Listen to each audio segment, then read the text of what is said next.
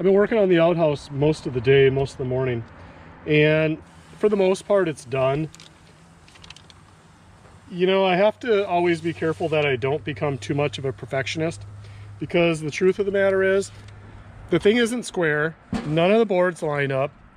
No matter what, I can trim it out, trim upon trim upon trim, and at one point, at some point, it's just not gonna look any nicer. But the main thing is it's functional. So that's what I've been working on. At least it's clean. Most of the holes are filled, so the spiders and stuff aren't gonna get in there. There's some outside things I have to do and some inside trim I'm gonna do just to hide my sloppy work. I'm gonna get some 1-bys and clean up this mess up in here and up in here.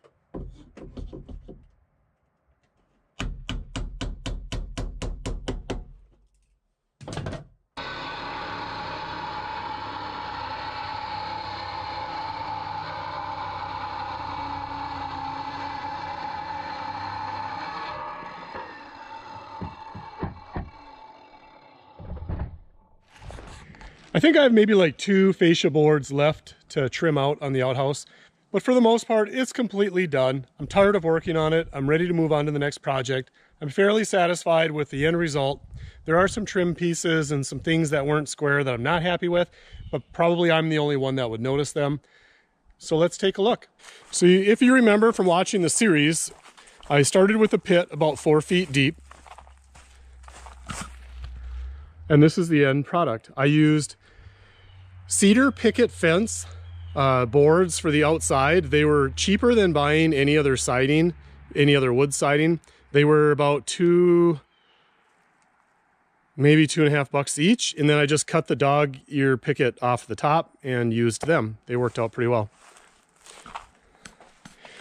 One of the things that I did wrong was I made the seat too high, and I should have made it lower. So I ended up having to put this piece of pallet in there just to get your feet up off the ground so that you could touch the ground when you were doing your business. I'm probably gonna fancy this up a little bit more and trim it out somehow just so it looks a little nicer. Maybe shorten it up a little bit too. But for now, it's functional. I just used some reclaimed lumber from a friend's job site for the inside. And then I ended up buying the pine tongue and groove.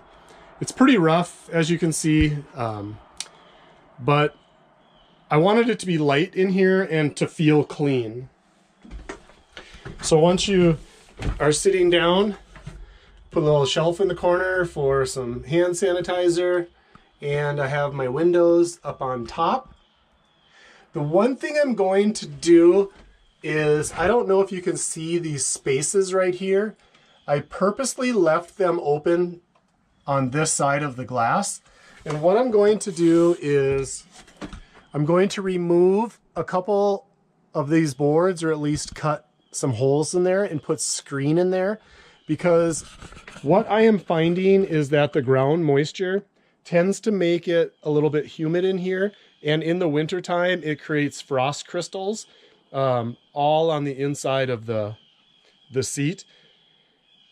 So it obviously needs some sort of venting. If I could do this over again, I would run a vent stack right up the roof to help with the moisture and, if needed, the gas and smell removal. I'm not going to use this enough where it's going to be gather enough material to be an odor issue, I don't believe. And if so, I'll just throw some lime and sawdust on it. But a vent is something that I really should have done, and I would recommend you do that. I'm probably, like I said, going to end up doing something with that just to keep the moisture down from the ground moisture and the humidity in the soil. That is your quick look at the finished outhouse.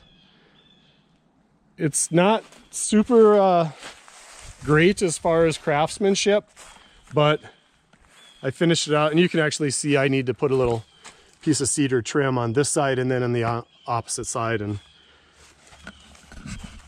but I think I'm going to call it done.